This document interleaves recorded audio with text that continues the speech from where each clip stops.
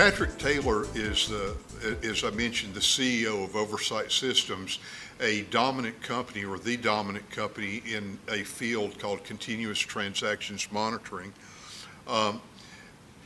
He also, in addition, has a very distinguished career as a business executive. From a background of having a mechanical engineering degree from Georgia Tech, he also, after some initial business experience, went on to Harvard Business School for his MBA.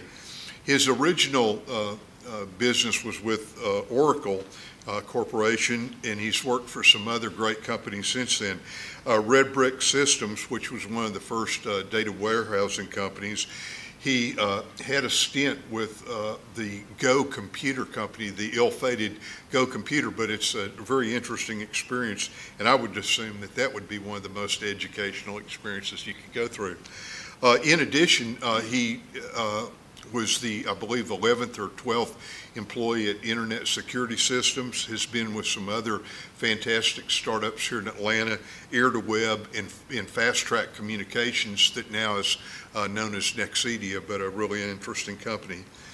In any event, continuous transaction monitoring, I'm sure that he'll touch on that in his own remarks in that.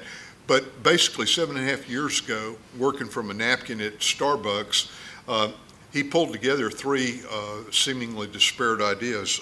One, just this whole idea of continuous monitoring, in that the idea of fraud detection and also ideas of corporate governance, and put this kind of milieu together into a business concept. It's my great pleasure to, and I want you to welcome Patrick Taylor. Patrick? A few weeks ago, I was down, and I grew up about an hour and a half away down in Pine Mountain, Georgia, in Callaway Gardens, and I'm playing. Had a chance to play golf with my dad. I'm going to take you through my context. Here's things I've learned. Some of them, you may look at it and go, "Wow, I knew that. You're an idiot." Well, you're going to understand from my background, my context, my point of view on where all these lessons learned came from. So, as I mentioned, I'm a kid from Pine Mountain, Georgia, a great Mayberry RFD kind of place to grow up. Went to Georgia Tech. I'm a mechanical engineer, so I don't know how to spell engineer. I are one. Greatly enjoyed that, and then worked for a couple of years at York International. So they make centrifugal chillers and things that cool off office buildings and hotels and whatnot. MBA there, which was absolutely, as a Georgia Tech engineer, it was one of these take the blinders off and, oh, that's what cash flow is. I mean, I was as clueless from a financial standpoint as could be when I went up there. But absolutely great education, great experience, had a great time, met my wife. So a lot of great things to say about that. And used that as a career wild card to get into high tech. So I've taken 3 programming classes. As I'm fond of telling people, no one's ever paid me for any code I've written, but I have written code. And Oracle, fortunately for me, Larry Ellison decided he had hired and fired all the good software engineers in the world, and it was now time for them to start developing their own. Eventually I get on and get the job. And the great thing for those of you that are in high tech, once you've gotten a job with a high tech company, you're made. So once I'd gotten a job with Oracle, I was now a high tech guy. That was here in Atlanta. Actually moved to California, joined Red Brick Systems, which Mike mentioned, data warehousing company. But fortunately got a job at Symantec as a group product manager. Great experience. I always tell people, if you want a job in a technology company that lets you see the scope of the business, I think product management is the best place. You have to deal with all parts of the company.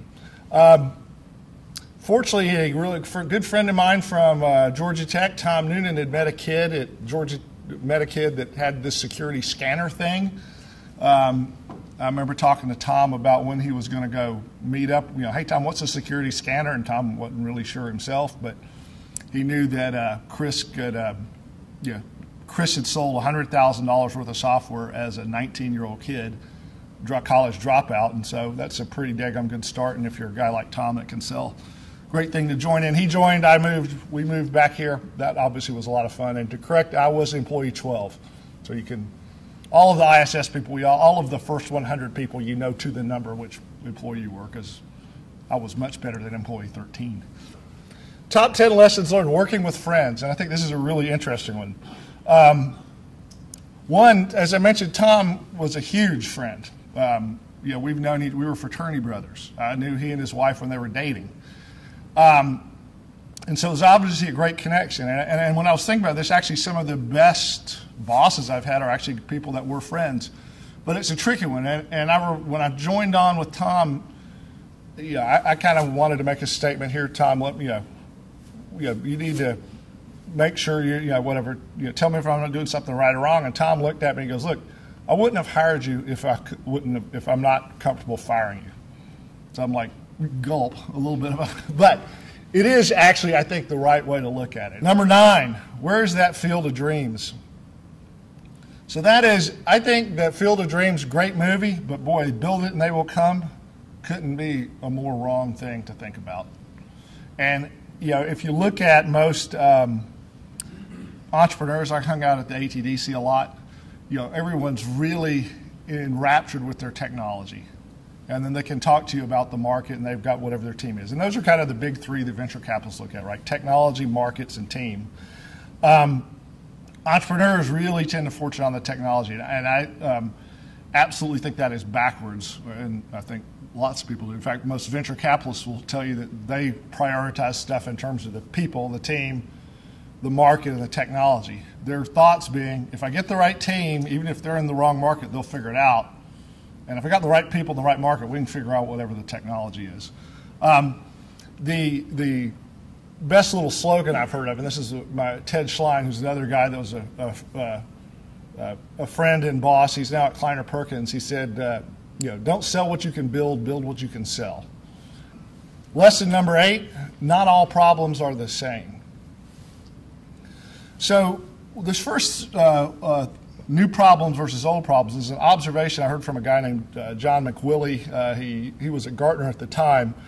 And he had said, look, I think it's best to start out and help people with new problems that they have. So a good example of that would be ISS, right?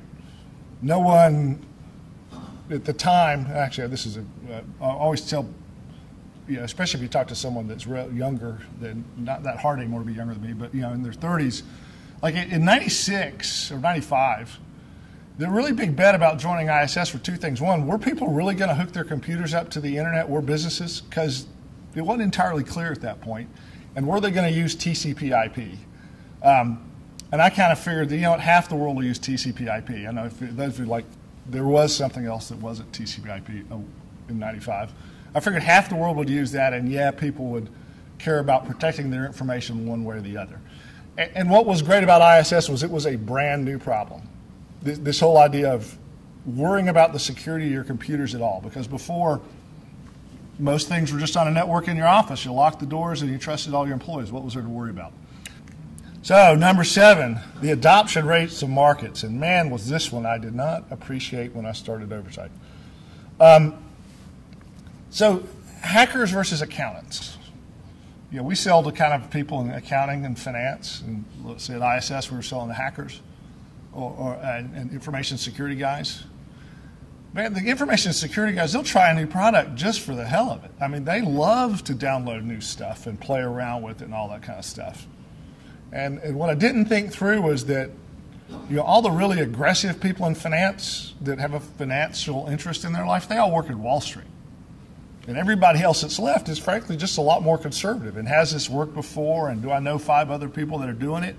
And so there's a really different rate there. And we didn't account for that enough, just the different characteristics in our business plan. It ended up we pushed too hard earlier on. Had we been a little more efficient about it, it might have taken a little less than $30 million. If anything, I think the curve looks more like this, right? Everybody is a follower, or not everybody, but the vast majority of the market is a follower. Now, I think that'll, once you hit that tipping point, you'll end up killing it in market share from a market share standpoint. And again, the big lesson learned here is that there is the technology adoption life cycle. I don't think it's the same for every possible market. And so, number 6, the strategic nerve. And I will, I'm trying here everywhere I can to give credit where credit is due. This idea all comes from Steve Hyman, who's actually sitting here with us. Picked up a lot of these ideas from him. And it's the idea of, I really need to focus on on the whole overall selling process of the person I'm selling to, the value proposition. So one thing is how can I make it a one-person decision? How can I figure out a value proposition and who I can sell to that one person can decide? If I can stay out of the complex sale, life is great, right? So number 5, engineer from the sale. And I think this is another great slogan I picked up from John Imlay in his book Jungle Rules, and actually you can still find that on Amazon. So I'm not sure if they're all new or used, but they are available. And which is basically the whole idea: nothing starts until somebody sells something. And I really have more and more believe, work on what you can sell, and then you can engineer backwards and figure out. I mean, I can't go sell Let Me Turn Straw into Gold for you. I mean, there's practicalities of that, but we've been working on an on-demand, sort of in the cloud version of Oversight, and the biggest struggle I have when we talk about it as a management team is, man, everybody wants to go out and let's start setting up the servers and let me do all the things to make that work. And I always time out. Let's see if we can sell it first. Number 4, investors and you've got a job. So this is was actually this point I had from the beginning at Oversight. I used to talk about this at the ATDC, and man, frankly, Labor didn't always agree with me on this one, but I passionately believe this. So the first money we got, a bunch of it was from Atlanta's Angels, communities. So Imlay Investments, of course, and Atlanta Technology Angels. But a really big chunk of it was from FOP. And actually, my assistant, she's heard me talk about FOP for years, and just doing this presentation, she goes, "Oh, that's Friends of Patrick." I'm like, yes, that's what FOP means. I'm a big believer, and again, this probably has something to do with my background because of the ISS experience, that giving up control, I'll call that when 49 is more than 51, right? Giving up control of a company can be the stronger, better outcome, right? The old VC thing of, what would you rather own, a half of a grape or a slice of a watermelon? So I'm certainly a proponent of it's worth it to raise money, give up big pieces of ownership, but get to a much bigger outcome. And again, that's entirely, I'm not sure if I'd believe that if I hadn't been through the ISS experience at the end of the day. Number 3, I call this pick your problems, and this, I mean internally problems.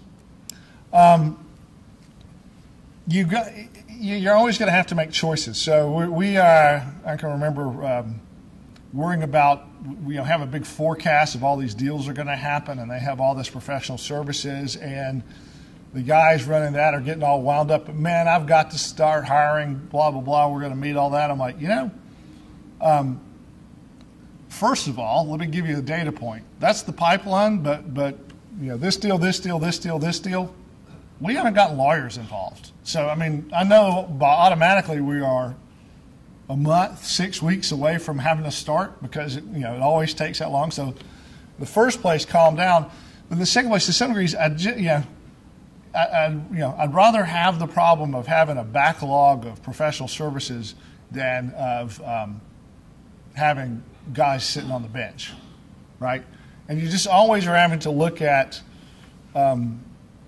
picking which problem you have, right? I mean, there is being real efficient or being real flexible. We do a lot of development in India, a lot of our user interface development. The absolute cheapest way to do that would be to go try to hire people ourselves. But we lose a ton of capabilities and flexibility. So what we've done, we've used Expansion, who's a firm here in town, as the partner for doing that. And one of the things that happens here is they give us a lot more flexibility. We need to ramp up, they can turn the switch up, and we've had to slow things down.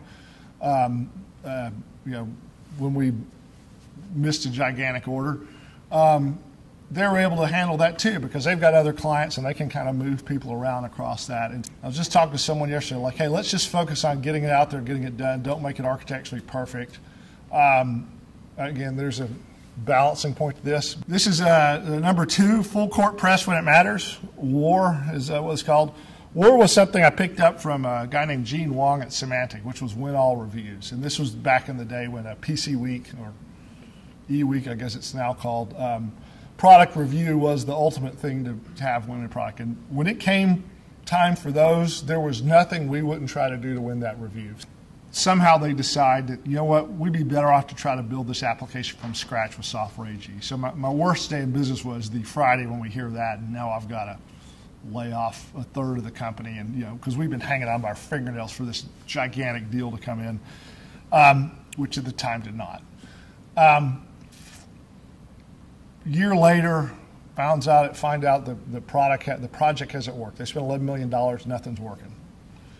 And we go in with a pitch that says, and this is sort of the full court press type deal. Here, give us your data, and in 30 days, well, they had all these specs developed. I should add this part, which we were close to, but we didn't meet the letter of. And then, of course, they've done a custom development project. We said, look, I meet the intent of your specs, but not the letter.